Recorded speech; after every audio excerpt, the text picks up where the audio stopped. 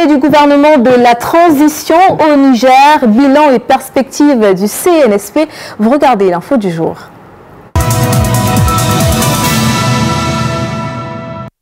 Bienvenue mesdames, messieurs sur Global LTV, vous êtes en direct de l'info du jour.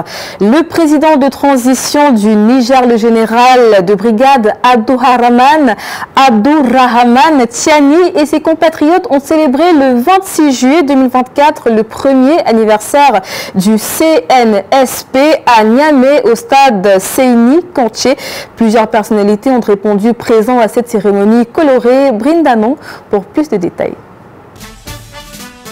À l'occasion de la célébration du premier anniversaire du Conseil national pour la sauvegarde de la patrie, CNSP, le chef de l'État, le général de brigade Tiani, a foulé la piste du stade Seyni Kanché le 26 juillet 2024 sous les ovations du peuple. Sur les gradins, des spectateurs ont brandi des drapeaux du Niger et du Burkina Faso. Cette cérémonie a connu la présence de nombreuses autorités à l'instar du ministre de la Jeunesse, de la Culture et des Arts et Sports, le colonel-major Amadou, président du comité d'organisation. Également présents à ce rendez-vous, les membres du CNSP, du gouvernement, sans omettre les invités venus des pays frères, Burkina Faso, Mali, Nigeria, ainsi qu'un public venu nombreux savourer et soutenir des artistes tant en animation qu'en compétition. Pour l'an 1 du CNSP, plusieurs activités culturelles et artistiques ont meublé cette célébration. C'est le lieu d'évoquer le slam fait par les jeunes Nigériens. Dans mon pays, des jeunes braves et solides ont servi pour un commerce d'humains inhumain, laissant aussi des familles à pleurer et une jeunesse dévastée. Niger, notre Niger. Terre vaste où le désert embrasse l'horizon, où les fleuves chantent des berceuses à la nuit tombée. Les jeunes, pour l'amour de leur patrie, se sont prêtés à plusieurs formes de prestations.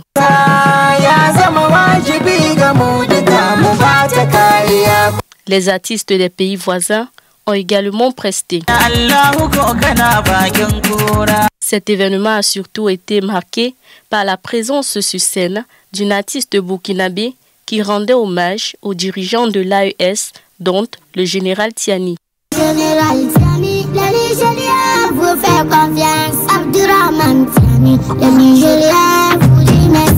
Par ailleurs, certains trouvent satisfaisant le CNSP du général Tiani.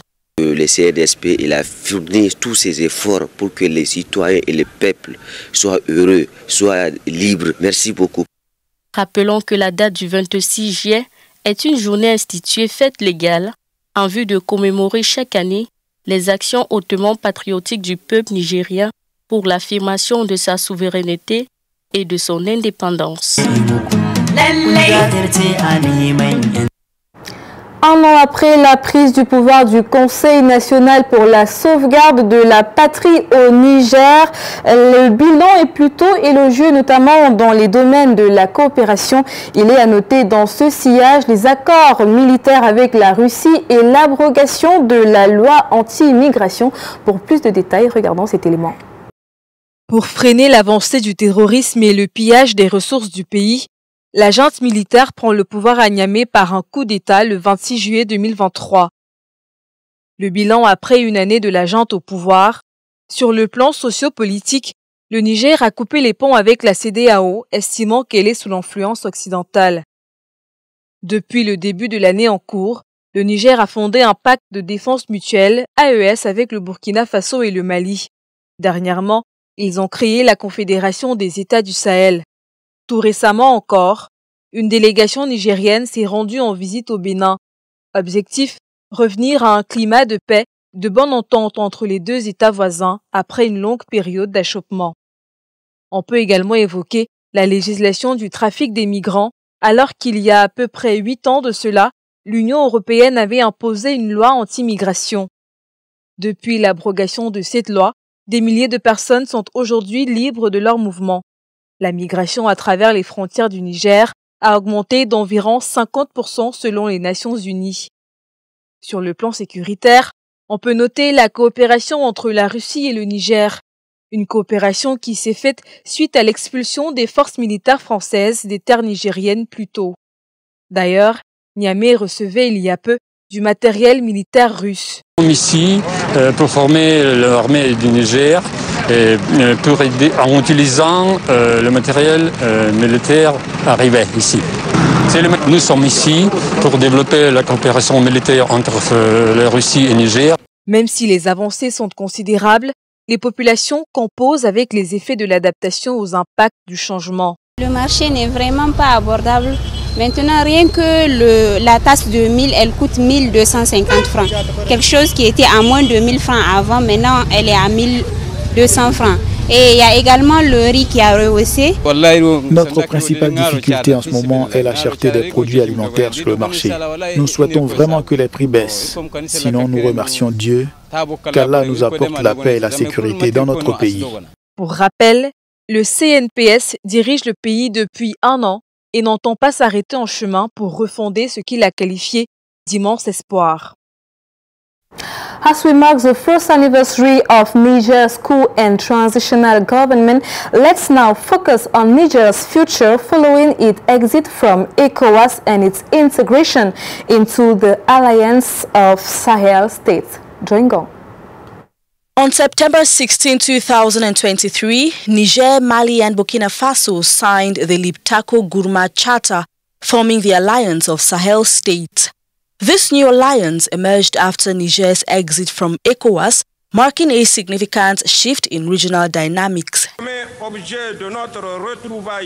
The principal objective of our meeting is to finalize our common goal of conquering our national sovereignty and reinstate our legendary dignity. Looking forward, Niger's role within the AES will be pivotal for its future. The alliance's security cooperation will provide a unified approach to address regional threats. Niger will benefit from coordinated defense and intelligence efforts aimed at stabilizing the Sahel. In terms of economic integration, Niger and the alliance plan to enhance regional development through collaborative projects. For Niger, this means improved infrastructure, better transportation and energy networks that will facilitate trade and attract investment. Infrastructural development is also a key focus. The AES emphasizes significant investments in transport and energy, which will enhance regional connectivity and support Niger's economic growth. Furthermore, regional collaboration with Mali and Burkina Faso will address shared challenges like environmental issues and humanitarian needs. As Niger shifts from ECOWAS to the Alliance of Sahel States, it aims to leverage this regional cooperation for growth and stability. The future of Niger is thus promising with enhanced security, economic integration, and infrastructural development. Les assurances de la Commission européenne sur l'exploitation de l'uranium sans le Niger étaient donc sans fondement. 1 an après, des restrictions imposées par les autorités de Niamey ont causé des pertes importantes au groupe français Orano spécialisé dans le nucléaire, une perte qui est évaluée à des chiffres importants que nous révèle Colin Bécatal dans cet élément. L'impact négatif sur l'Occident d'une année de gouvernance de la transition au Niger est bien manifeste. Autres crédules qui ont ajouté foi à cette déclaration du porte-parole de la Commission européenne qui suit. Les services publics de l'Union européenne disposent de stocks suffisants d'uranium naturel pour atténuer tout risque d'approvisionnement à court terme, à moyen et à long terme. Il existe suffisamment de gisements sur le marché mondial pour couvrir les besoins de l'Union européenne. Les faits indiquent qu'ils doivent revoir leurs convictions si l'on s'en tient seulement au sort du groupe français Orano, spécialisé dans le combustible nucléaire, qui a affiché une perte de 133 millions d'euros au premier semestre de 2024. C'est notamment la conséquence du retrait par les autorités nigériennes de l'exploitation du gisement d'Imouraren. La mine en exploitation au Niger dans la région d'Arlit aussi, qui constituait la manne tombée du ciel depuis 1971, de la firme française, concentrée bien entendu sur l'uranium, n'est plus aujourd'hui largement ouverte à son exploitation, malgré une prévision par le groupe Orano de 23 millions d'euros pour les risques divers, notamment fiscaux dans le pays d'Afrique de l'Ouest. Il convient de rappeler que sa filiale, la Somaïr, comme bien d'autres, se trouve aujourd'hui dans l'incapacité d'exporter sa production en raison des difficultés logistiques auxquelles elle fait face. Des perspectives qui ne sont pas les meilleures pour la France et son groupe, dans la mesure où les autorités qui leur ont retiré le permis d'exploitation ne semblent pas prêts à changer d'avis.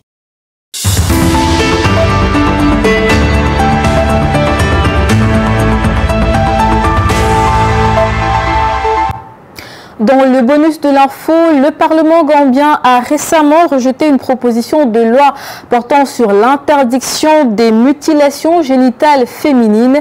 En vigueur depuis 2015, le texte présenté par le député Almamé Guiba affirmait que l'excision est une pratique culturelle et religieuse résultant de l'islam. Brindanon, une fois de plus. Après des mois de controverses et malgré les pressions internationales, les députés gambiens ont rejeté le 15 juillet 2024 une proposition de loi sur l'interdiction de l'excision et les mutilations génitales féminines en vigueur depuis 2015. À cela s'ajoute le rejet de tous les amendements proposés au texte de 2015 qui auraient dépénalisé cette pratique. Soutenant l'idée selon laquelle l'excision est l'une des vertus de l'islam, Almamé Guiba durcit le ton contre son annulation.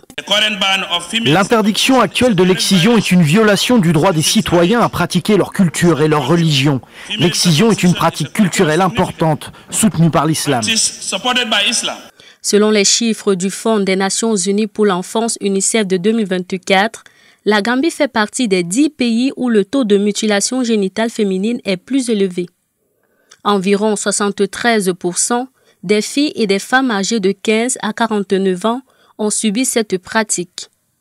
Toujours dans le même sillage, un rapport de l'ONU datant de mars indique que plus de 230 millions de filles et de femmes dans le monde ont survécu après avoir été victimes de ces pratiques.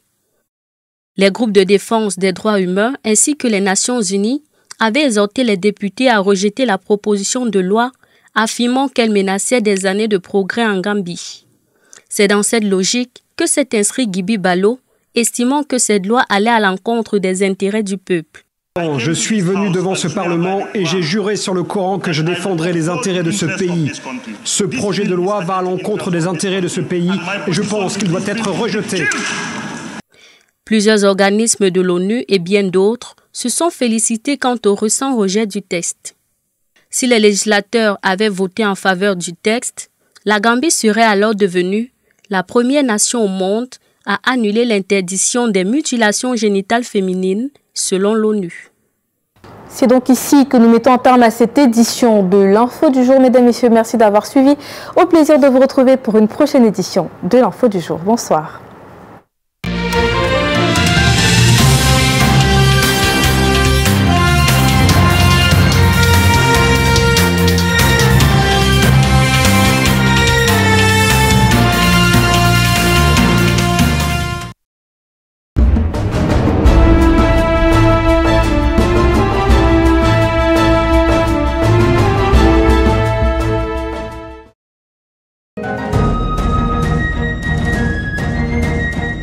L'UDN Université, autrefois baptisée Université Patrice Lumumba, une des plus prestigieuses universités au monde.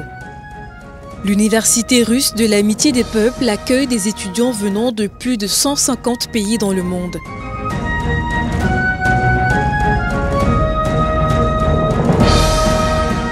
Déjà plus de 100 000 diplômés qui font valoir leur exposé partout dans le monde.